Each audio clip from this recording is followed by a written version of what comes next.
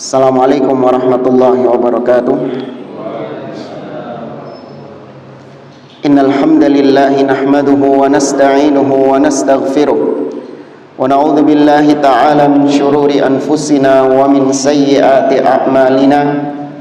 Man yahdihillahu fala mudilla lahu wa man yudlil fala hadiya lahu.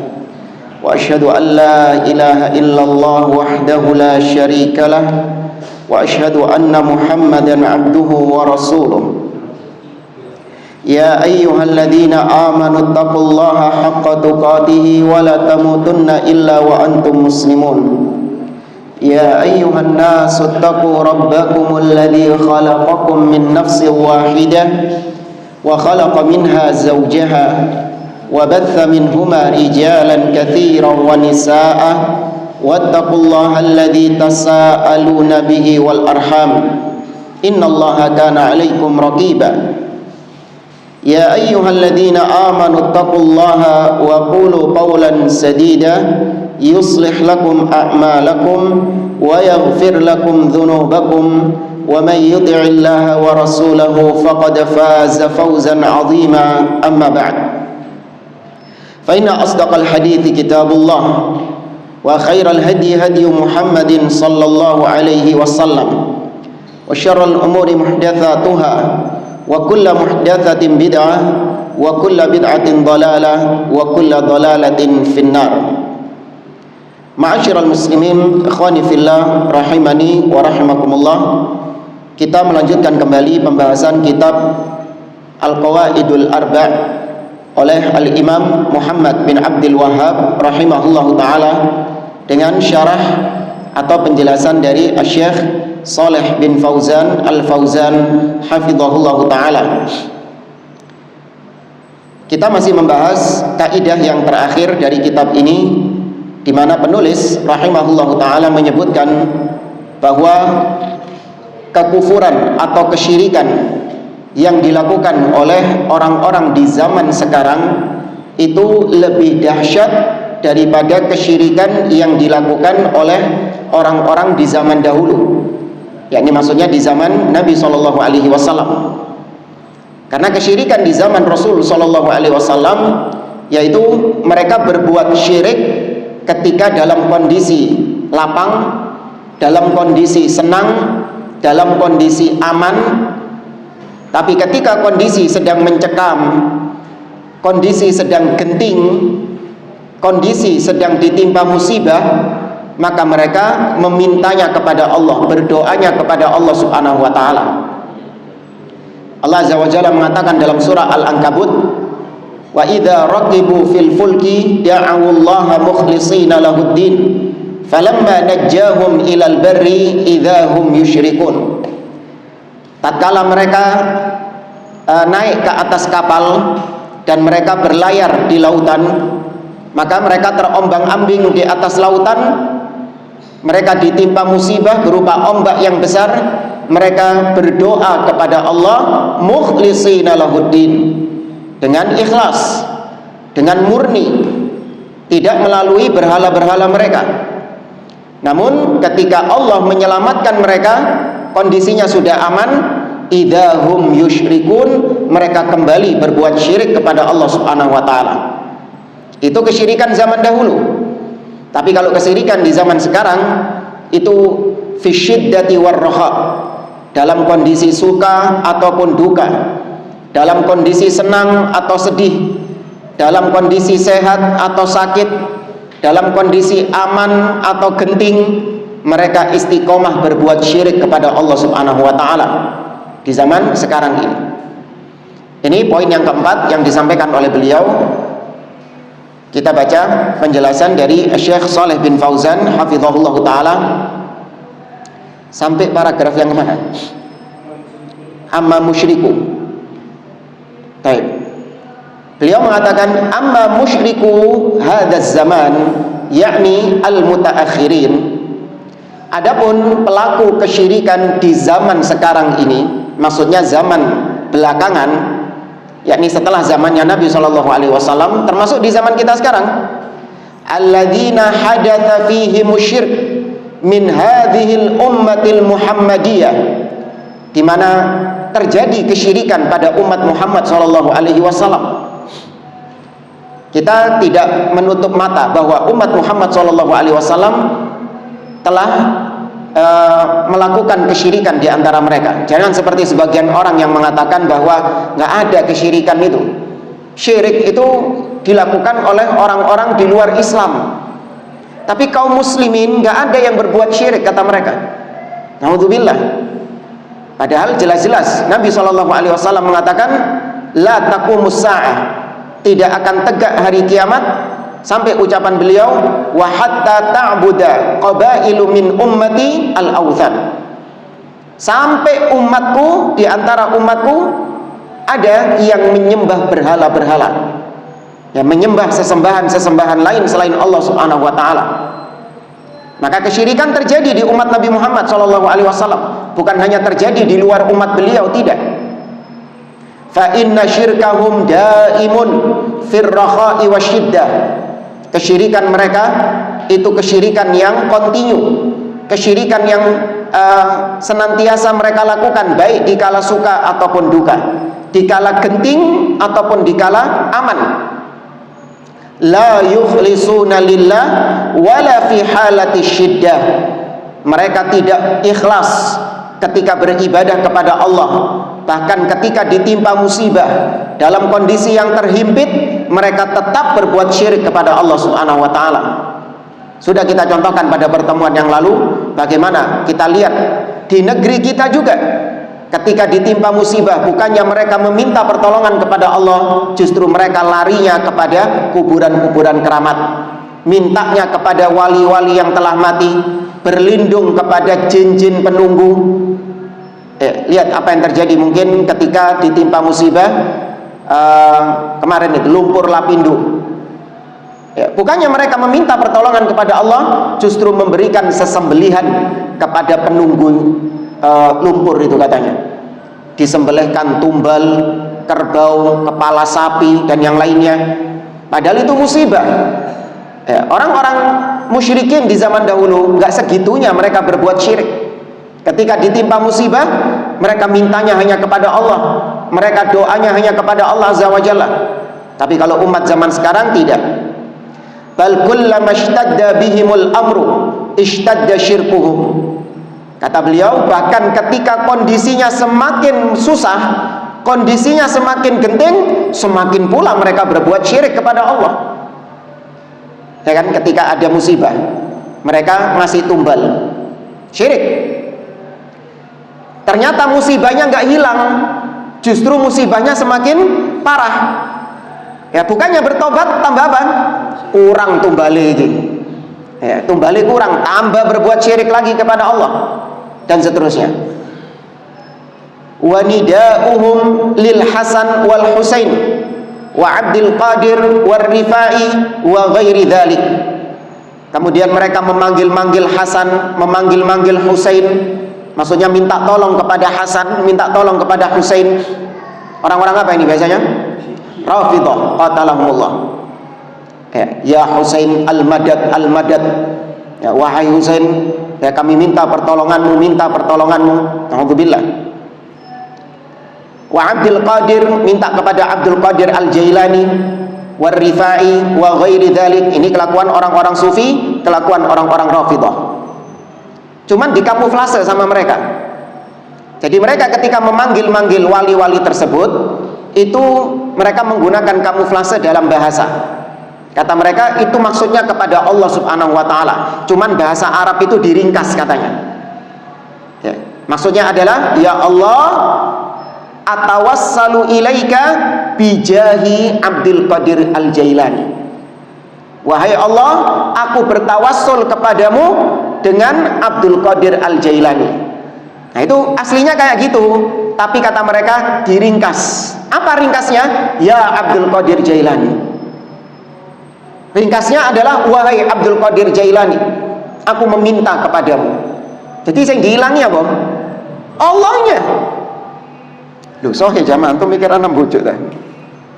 Bentar ya. Ada kemarin kita lihat video seorang tokoh ahli bid'ah di negeri ini. di mana dia berucap seperti yang kita katakan tadi. Sebentar.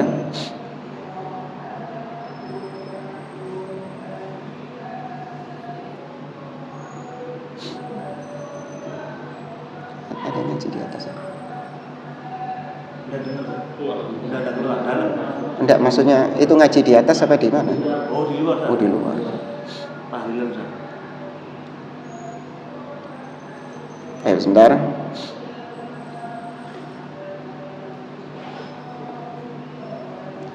Ada istilah yang mereka pakai itu, katanya pakai kamuflase bahasa Arab.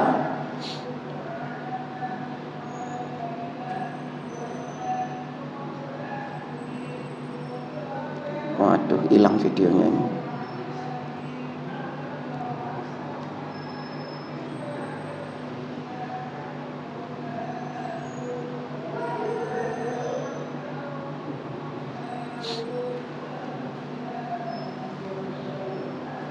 Nama Allah, minta ke Umar Mahdhar, kenapa nggak minta sama Allah? Ya kok manggilnya nama orang sih, bukan nama Allah.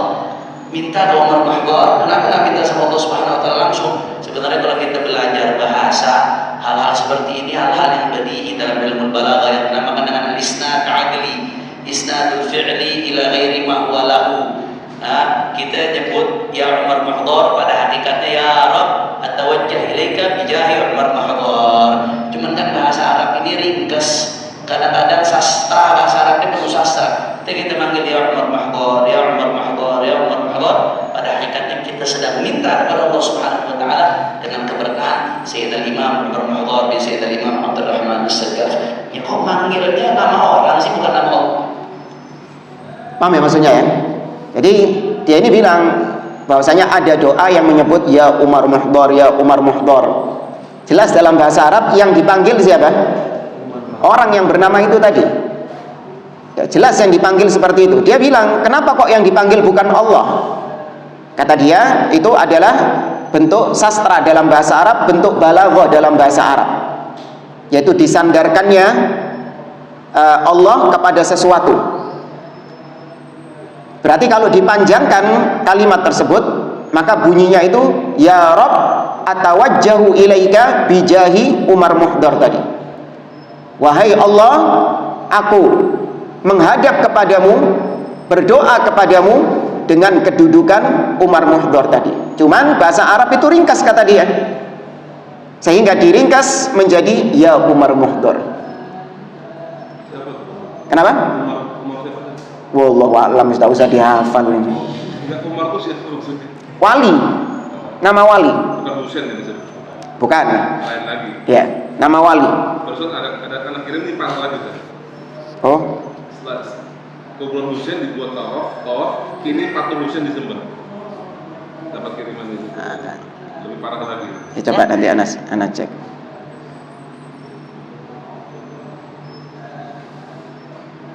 Rafidhah ini jelas ini. Tapi yang dimaksud di sini adalah yaitu mereka memanggil-manggil nama wali. Ketika dikatakan itu perbuatan syirik, mereka ngeles. Oh enggak, itu adalah sastra dalam bahasa. Enggak ada. Orang-orang Arab jahiliyah, mereka itu adalah orang-orang yang sastrawan. Para sahabat Nabi SAW yang sudah masuk Islam, mereka itu para sastrawan atau bukan? Sastrawan. Jauh lebih hebat bahasa Arabnya daripada Rejal yang ngomong tadi, Fulan yang ngomong tadi itu. Iya, lebih paham bahasa Arab daripada orang yang ngomong ini. Tapi tidak pernah diriwayatkan sedikit pun mereka berdoa kepada Allah dengan sighah seperti tadi, dengan bentuk seperti tadi, di mana katanya diringkas, aslinya minta kepada Allah, berdoa kepada Allah, tapi diringkas, yang dipanggil adalah si wali tadi. Nggak ada para sahabat demikian. Nah, ini ahli bid'ah mencoba untuk menularkan kebid'ahannya, kesyirikannya bahkan kepada manusia lewat bahasa. Ya, lewat bahasa Arab. Maka nggak heran kalau Syekh Muhammad bin Shalih Al-Utsaimin dalam Syarah Hilyah Thalibil Ilmi, beliau melarang ahlus sunnah untuk belajar kepada ahli bid'ah meskipun cuman belajar bahasa Arab atau belajar tajwid. Ya, Ustadz, anak nggak belajar akidah sama dia kok. Anak cuman belajar bahasa Arab saja sama dia. Ya, kau tahu dia seorang yang punya pemikiran menyimpang dan kau belajar sama dia hanya dengan alasan cuman mengambil bahasa Arabnya saja. Ya, tidak mengambil akidahnya dan tidak mengambil pemahaman agamanya. Nggak bisa. Pasti dia akan mengeluarkan kesesatannya, kebid'ahannya, kesyirikannya melalui bahasa-bahasa tersebut. Tanpa Anda sadari, Anda akan diseret kepada bid'ahnya, Anda diseret kepada kesyirikannya. Ya, maka Ahlus Sunnah tidak boleh mengambil ilmu yang berkaitan dengan agama ini kecuali kepada Ahlus Sunnah juga. Kita lanjutkan. Hadza syai'un ma'ruf. Ini adalah sesuatu yang sudah dikenal. Wa yudhkar anhumul ajaib fil bihar annahum idza ishtadda bihimul amru saru yahtafuna bi asma'il awliya was salihin wa yastaghithuna bihim min dunillahi azza wa jalla. Kemudian disebutkan tentang keajaiban-keajaiban, ya, atau yang disebut dengan karomah, ya, keajaiban-keajaiban para wali-wali dan orang-orang soleh. Nah, itu spesialisnya kaum yang tadi kita sebut tadi itu. Itu paling lihai, paling pinter kalau disuruh mendongeng. Dan luar biasa dongeng-dongeng keajaiban-keajaiban Habib-habibnya itu. Pernah ada Habib siapa itu, Fulan, dia itu anaknya, ya, tahu-tahu pas mijitin bapaknya tadi ngelihat kok kaki abahnya ini kuning, ya, kok kaki abahnya ini warna kuning. Tadi mumpung lewat, mungkin belum hilang. Minta ke Umar Mahdhar, kenapa? Bentar ya.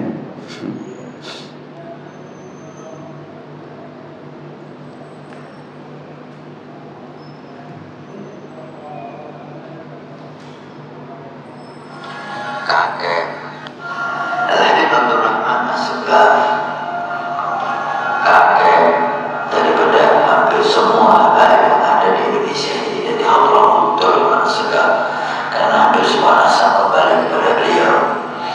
Al-Habib Abdul Rahman As-Sugar pernah beliau itu dipijitin oleh putranya Umar Mahdhar. Kakinya dilihat kuning dan bau harum yang begitu hebat. Sayyidina Umar Mahdhar, beliau bertanya, ya abadi, wahai ayahku, enggak sebiasanya warna kulit kaki anda semacam ini, kuning dan bau semerbak di kaki anda. Dari mana apa ini? Minyak wangi apa yang dapat kita cium baunya? Beliau berkata, alhamdulillah, Allah baru saja mengizinkan saya masuk ke surga. Masuk ke surga. Kamu jemaah, kadzdzab. Ya, harus wajib hukumnya antum mendustakan orang-orang seperti ini. Nggak boleh kemudian antum berhusnudzon. Oh iya, jangan-jangan mungkin benar Ustaz. Enggak. Karena itu bentuk melecehkan Nabi SAW. Karena Nabi SAW di antara akidah kita, beliau adalah orang yang pertama kali masuk surga Allah Subhanahu wa taala. Dan tidak ada manusia sekarang ini yang bisa memasuki surga sebelum Nabi SAW memasuki surga. Karena itu termasuk keistimewaan Nabi SAW. Ya, ati babal jannah, nanti kelak pada hari kiamat aku akan masuk pintu surga. Kemudian malaikat bertanya kepadaku, man anta? Siapa engkau? Aku adalah Muhammad. Kata malaikat, bika umirtu alla aftaha ghairaka. Kepadamulah aku diperintahkan untuk tidak membukakan pintu surga sebelum engkau atau selain engkau. Maka Nabi yang pertama kali masuk surga dan membukakan pintu surga. Ya, tapi kadzdzab ini, pendusta ini mengatakan bahwa fulan kakeknya atau jidnya tadi, leluhurnya itu sudah pernah masuk surga. Buktinya kakinya kuning. Ya, itu kena diabetes. Ya.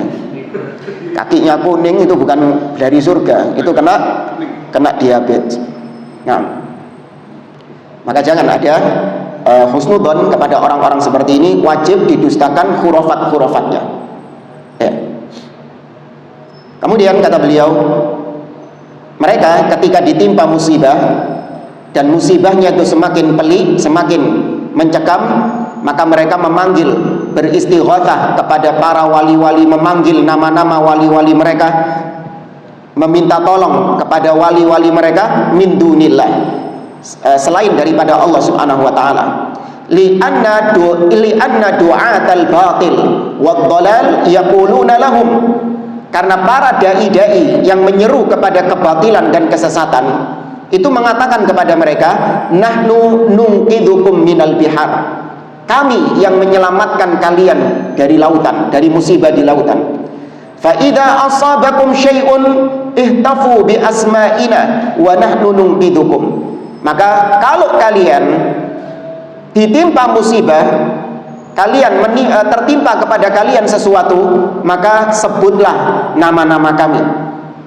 Ya, sebutlah nama-nama kami, karena niscaya kami yang akan menyelamatkan kalian. Dan itu yang disebarkan dari khurafat-khurafat, bahwa kamilah yang menyelamatkan bangsa ini. Indonesia ini aman, Indonesia ini damai, Indonesia ini tentram, Indonesia ini senantiasa diberkahi selama ada anak cucu-cucu Nabi, selama ada keturunan Nabi Shallallahu Alaihi Wasallam. Ya, di sini kita tidak meragukan bahwa akidah ahli sunnah memuliakan keturunan Nabi Shallallahu Alaihi Wasallam. Namun keturunan Nabi yang ittiba kepada Nabi, yang mengikuti sunnah Nabi Shallallahu Alaihi Wasallam, yang di atas tauhid. Adapun keturunan Nabi, katakanlah betul dia keturunan Nabi dengan berbagai macam buktinya, dengan berbagai macam hasil tes DNA atau tes urin, ya, atau punya sertifikat ini dan itu. Taib, lihat bagaimana akidahnya, bagaimana tauhidnya. Kalau menyimpang dari jalan Nabi Shallallahu Alaihi Wasallam, pelaku kesyirikan, pelaku kebid'ahan, maka tidak ada penghormatan kepada mereka dan tidak ada kemuliaan pada mereka. Kama yurwa hadza an masyayikh turuqis sufiyah, sebagaimana hal-hal demikian itu diriwayatkan dari para syekh-syekh tarekat-tarekat sufiyah. Waqra'u in syi'tum tabaqati Sya'rani, bacalah, tapi jangan dibacalah, ya. Cuman kalau mau penelitian ilmiah, beliau memberikan referensi di sini Tabaqat Asy-Sya'rani. Fa fiha ma taksyairu minhul julud mimma yusammihi karamatil auliya. Di dalam kitab tersebut ada perkara-perkara yang membuat bulu kuduk merinding. Ya, membuat kulit-kulit kita itu merinding. Yaitu apa-apa yang mereka sebut sebagai karamah aulia. Oke, di sini kita sedikit memberikan penjelasan tentang karomah. Ahlu sunnah pertengahan dalam masalah karomah antara dua kubu ahli bid'ah yang bertentangan. Di satu sisi ada kubu Mu'tazilah yang mereka menolak karomah. Mereka tidak menetapkan adanya karomah. Mereka mengatakan bahwa karomah itu gak ada. Karena kalau kita menetapkan karomah, maka itu sama saja menyaingi mukjizat Nabi SAW, mukjizat para Nabi dan Rasul. Karena kan sama-sama hal-hal luar biasa. Mukjizat itu kan hal-hal yang luar biasa. Maka karomah juga hal luar biasa. Kalau ada karomah, apa dong istimewanya mukjizat? Paham ya sisi penolakannya? Ya. Sedangkan kubu yang satunya, yaitu orang-orang sufi dan yang semisal dengan mereka, yang hulu berlebih-lebihan dalam karomah. Nah, ahlu sunnah pertengahan dalam menyikapi karomah. Ahlu sunnah mengatakan bahwasanya karomah itu ada, ya, dibuktikan dengan berbagai macam dalil-dalil yang terjadi pada para sahabat Nabi SAW dan generasi setelah mereka, yaitu para wali-waliullah. Karena ahlu sunnah mendefinisikan waliullah seperti yang ada dalam surat Yunus ayat 62 kalau tidak salah. Allah mengatakan, ala inna awliya Allah la khawfun alaihim wa lahum yahzanun alladzina amanu wa kanu yattaqun. Ketahuilah wali-wali Allah adalah mereka yang tidak ada rasa takut pada mereka dan mereka tidak bersedih. Mereka adalah alladzina amanu, orang-orang yang beriman, wa kanu yattaqun, dan mereka bertakwa kepada Allah Azza wa Jalla. Puncak keimanan adalah tauhid kepada Allah, dan ketakwaan salah satunya adalah ittiba kepada Nabi SAW. Maka cukup itu sudah dikatakan sebagai waliullah. Tatkala orang beriman dan bertakwa, dia bertauhid dan mengikuti sunnah, maka sudah dikatakan waliullah meskipun nggak bisa terbang. meskipun nggak bisa berjalan di atas air, meskipun tidak memiliki karomah, tapi ketika dia beriman dan bertakwa kepada Allah, sudah dia dikatakan sebagai waliullah. Tapi kalau di negeri kita ini, wali itu harus punya kesaktian, bisa terbang, bisa berjalan di atas air, bisa merubah benda jadi ini dan itu. Alhamdulillah, nggak harus. Nah, iya, air putih jadi zam-zam. Nah, karomah itu ditetapkan oleh ahlu sunnah, namun karomah-karomah tersebut itu bukan menunjukkan bahwasanya orang yang memiliki karomah itu berarti lebih mulia daripada yang tidak memiliki karomah. Karena karomah itu jamaah adalah sesuatu yang Allah berikan kepada sang wali sebagai bentuk tathbit, supaya sang wali itu tetap kuat di atas agamanya. Pertolongan dari Allah agar wali tersebut tetap kuat di atas agamanya. Seperti misalnya kisah Safinah, Maula Rasulullah Sallallahu Alaihi Wasallam, pembantunya Rasul Sallallahu Alaihi Wasallam. Dia pernah tersesat di suatu hutan.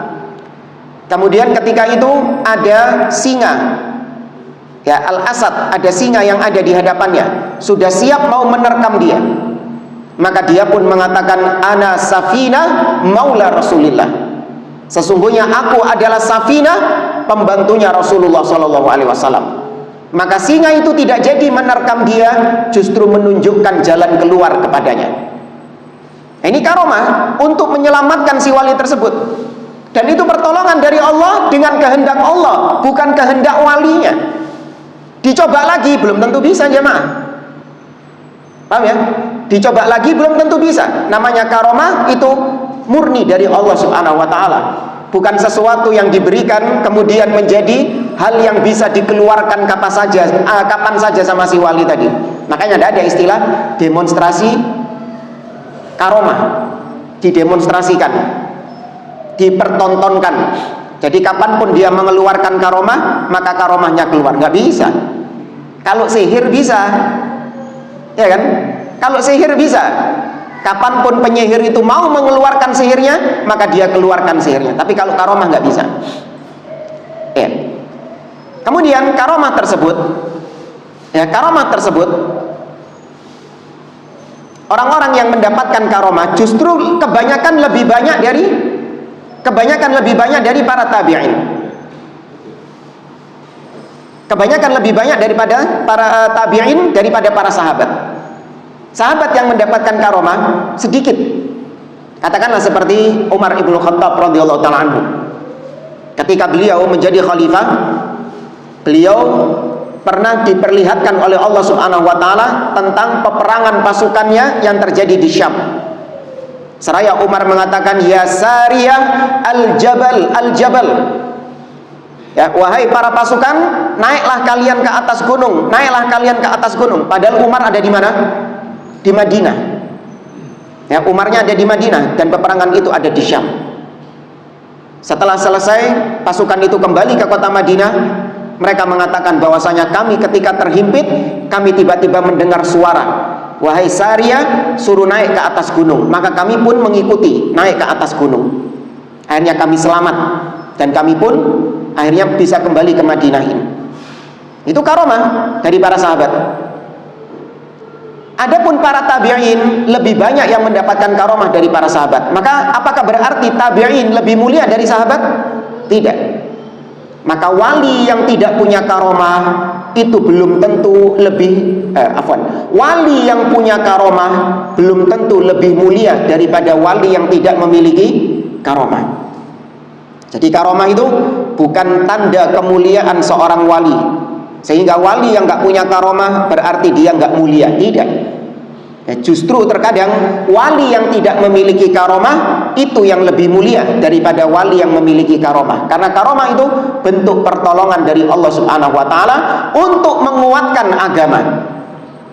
Ya, untuk menguatkan agama itu.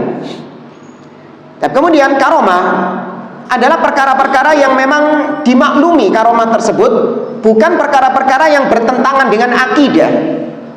Tidak ada karomah yang bertentangan dengan akidah jemaah. Seperti misalnya karomahnya para habib-habib ini, itu bertentangan dengan akidah. Contoh, karomah habib siapa gitu. Jadi ada ketika seseorang mati, dia menulis kertas. Wallahu a'lam, namanya saya nggak penting ngapal nama-nama kayak gitu. Dia nulis kertas, kemudian ditaruh di bawah kepala jenazahnya. Kemudian dia berkata kepada si mayit tadi, wahai fulan, apabila kau nanti didatangi mungkar dan nakir, kau ditanya tentang pertanyaan kubur, jangan kau jawab. Kasihkan surat ini dari saya, kau langsung masuk surga tanpa hisab. Ini bertentangan dengan akidah nggak? Bertentangan dengan akidah. Maka nggak ada karomah-karomah yang modelnya seperti ini. Bertentangan dengan akidah. Bahkan banyak yang ditentang dalam kisah tadi. Yang pertama apa? Bisa ngomong sama mayit. Ya, bisa ngomong sama mayit. Padahal Allah Azza wa Jalla mengatakan, innaka la tusmi'ul mauta. Kau tidak bisa memperdengarkan ucapanmu kepada orang yang telah mati. Wa ma anta bimusmi'in man fil kubur. Dan juga engkau nggak bisa memperdengarkan ucapanmu kepada orang yang ada di kuburan. Kemudian yang kedua, dia mengatakan bahwasanya pertanyaan mungkar dan nakir itu bisa ditolak hanya dengan secari kertas. Ya kan? Mungkar dan nakir bisa ditolak hanya dengan secari kertas. Bahkan lebih dari itu, secari kertas tadi itu bisa mendapatkan surga langsung tanpa hisab dan tanpa adab.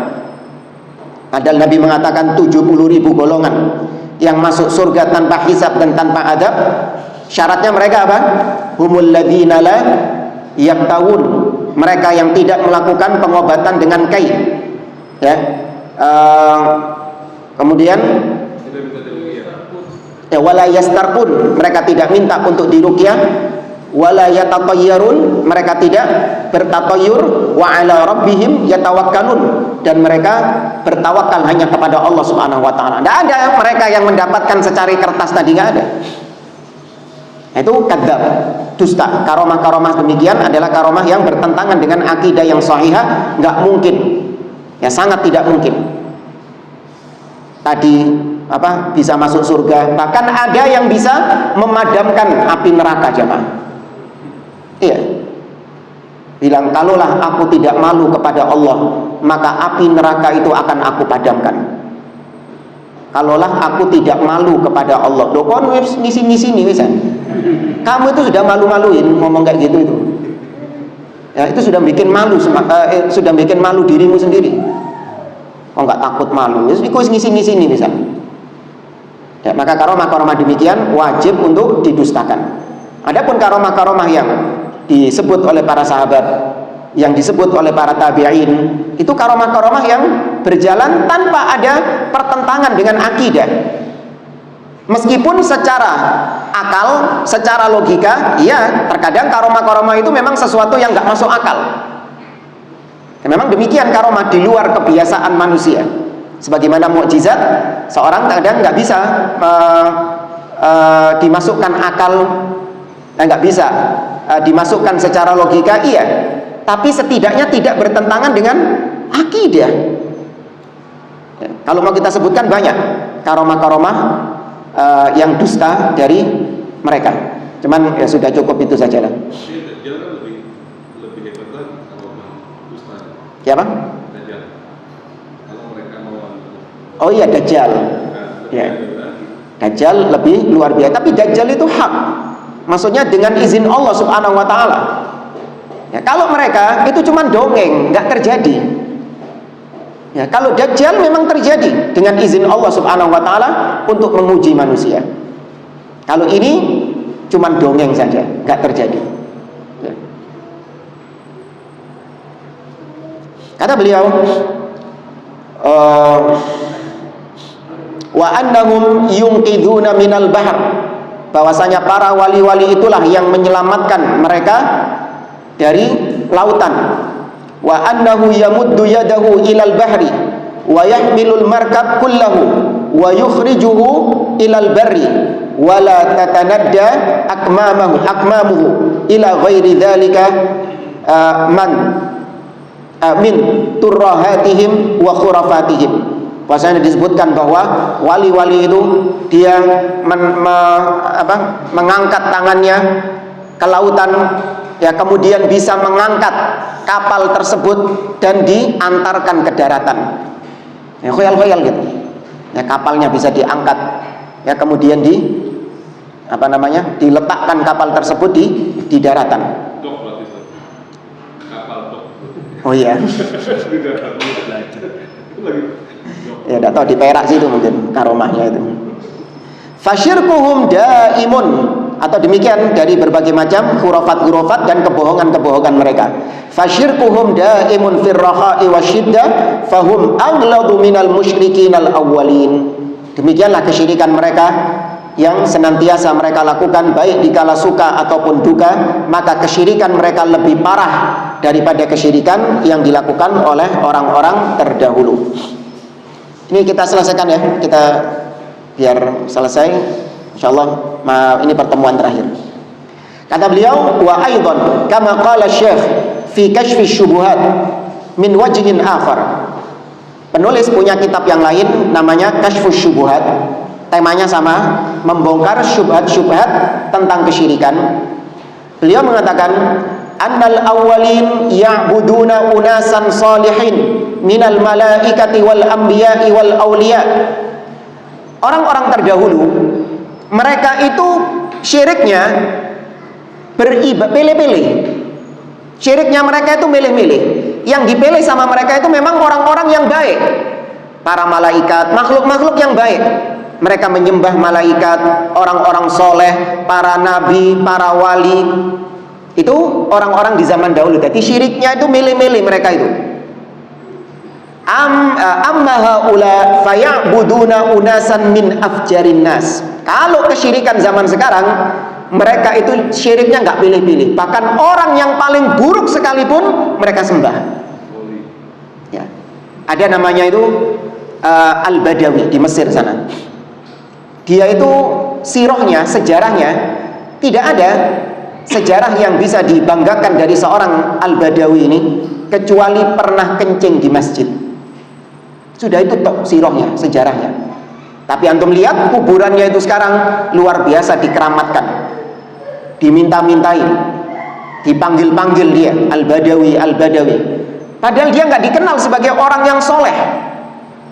Oke, kalau di Mesir ada kuburan Imam Syafi'i, diminta-mintai sama mereka, itu tetap syirik. Tapi kan setidaknya mereka itu milih-milih syiriknya itu kepada orang yang soleh. Sekarang enggak.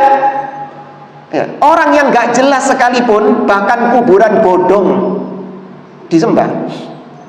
Yang terjadi di mana? Yang menimpa Al-Ustadz Mizan hafizahullah ta'ala. Ya. Itu kotoran jamaah. Ya kan? Kotoran kemudian ditutup pakai tanah, dikeramatkan. Tuh lihat. Kalau orang-orang dulu nggak mau kayak gitu, mereka syiriknya itu pilih-pilih.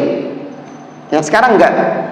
Hal-hal yang kotor sekalipun dijadikan oleh mereka sebagai tempat untuk beribadah, tempat untuk menyembah, ngalap berkah, waliyadzubillah. Wahum ya'tarifuna bidzalik, bahkan mereka mengakui hal tersebut. Falladzina yusammunahum al-aqtab wal aghwath la yusallun wa la yasumun. Orang-orang yang mereka gelari dengan al-aqtab, yakni orang-orang wali-wali kutub, atau al-aghwath. Ini istilah-istilahnya orang-orang sufi ya. Adalah orang-orang yang dikenal tidak pernah sholat, tidak pernah puasa. Ada wali yang kayak rocker itu, saya pernah lihat. Jadi nggak pakai baju, pakai celana pendek tok, rambutnya itu jiprak gitu. Ya, wali. Tapi ya gitu, nggak pernah mandi, nggak pakai baju kemana-mana. Tapi kadang sama orang-orang diusap-usap badannya gitu, nganggap, diusap-usap gitu badannya. Masih hidup sekarang. Antum bayangkan kalau orang ini mati, bagaimana kuburannya? Ya. Orang yang nggak waras, ODGJ, nggak sholat, nggak puasa, dijadikan sebagai wali. Wala yatanazzahuna 'aniz zina wal liwat. Bahkan orang-orang yang tidak menjaga dirinya dari perbuatan zina, bahkan para pelaku-pelaku liwat, homoseksual, wal fahisyah, pelaku-pelaku kekejian, itu mereka jadikan sebagai wali. Mereka keramatkan kuburan-kuburannya. Li'annahum biza'mihim laisa 'alaihim takalif. Karena menurut mereka, orang-orang tadi, ODGJ tadi itu, mereka itu orang-orang yang nggak punya beban syariat. Ya betul, dari sisi ODGJ-nya nggak dosa.